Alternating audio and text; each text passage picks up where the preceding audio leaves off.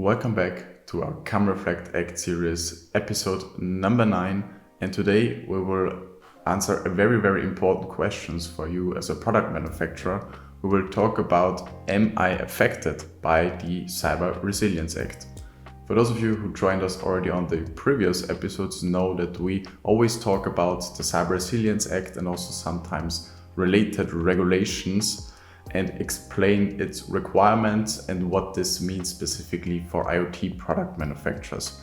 And today we will explain if you are affected by the Cyber Resilience Act, as the regulation specifically doesn't only affect IoT products, and generally by definition the CRA affects all products with digital elements, and what this means for your products and if you're affected by the regulation and its requirements is what you will learn in this video. To give you a first estimation if you're affected by the Cyber Resilience Act, we will show you two questions now. First of all, if your product has digital elements in there, then it's very likely that you're affected by the CRA. And with digital elements, we mean hardware plus a software or a firmware or any data processing capabilities that are included in your product. And secondly, if your product has a direct or an indirect data connection, then it's also very likely that you're affected by the Cyber Resilience Act. And if you're sitting here now and think, well, this applies to a lot of products on the market, you're exactly right. It will cover PCs, laptops, smartwatches, smart wearables, IoT smart home devices, industrial machines that are connected, smart battery storage solutions. So very broadly, the CRA will apply to products with digital elements. Now we have covered which products fall under the CRA. Let's go now to the organization who needs to comply with the Cyber Resilience Act. So essentially the manufacturer of IoT products and generally products with digital elements need to comply with the Cyber Resilience Act. However, what most companies don't consider is that there are also obligations in the CRA for importers or distributors of such products.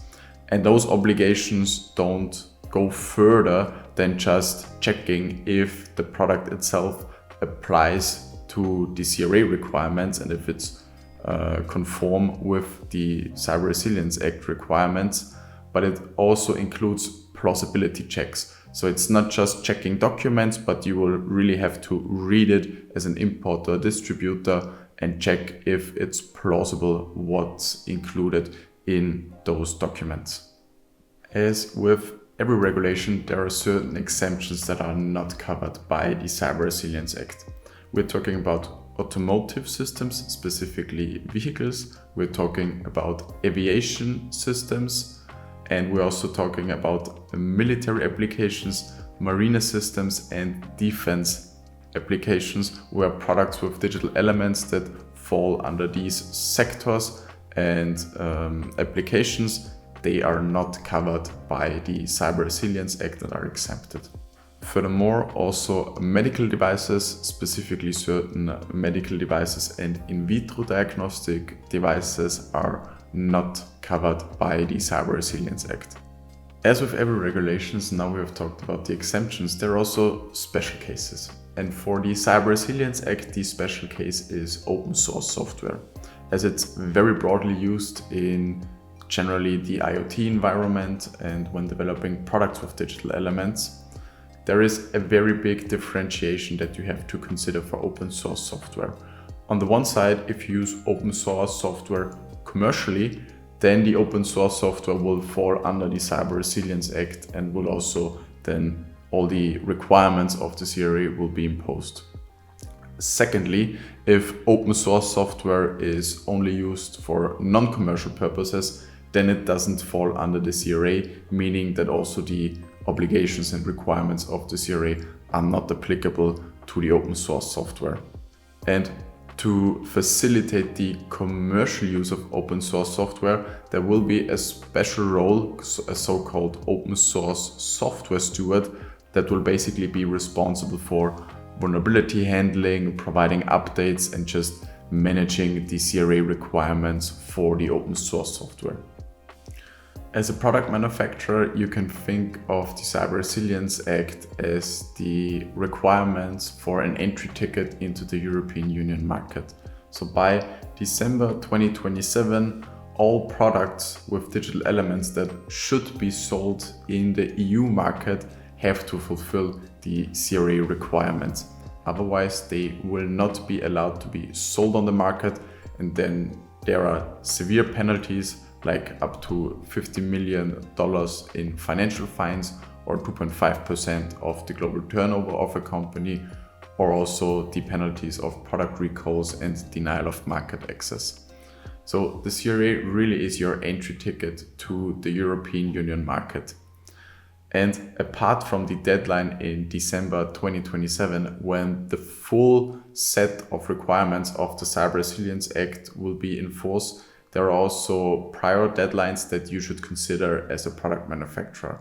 For example, by September 2026, the vulnerability reporting obligations already apply to your products with digital elements, and that means you need to prepare for those requirements before that.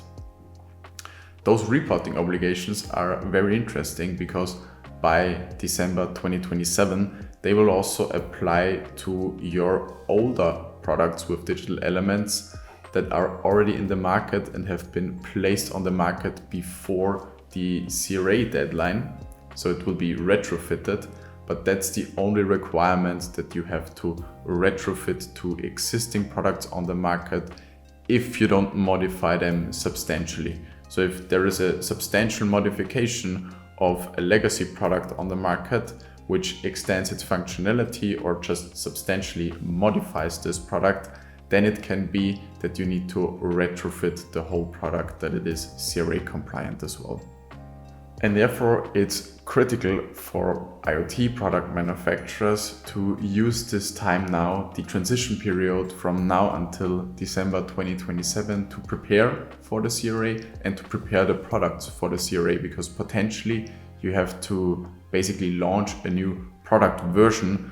And we all know that product development cycles don't just take weeks, they take months or years until it's launched. And you need to consider that for your compliance timelines as well. And we as Tributech, we try to support you. For example, with this series, we have extensive knowledge in our blog post and CRA Knowledge Hub on the website, where you find deep dives onto the CRA as a whole, its individual requirements, breaking down what you have to do for specifically IoT products. And as this video covers the question of, am I affected by the Cyber Resilience Act? There is also a very short 4-question self-check that you can do on our CRA Knowledge Hub in order to know if your products are affected by the CRA or not.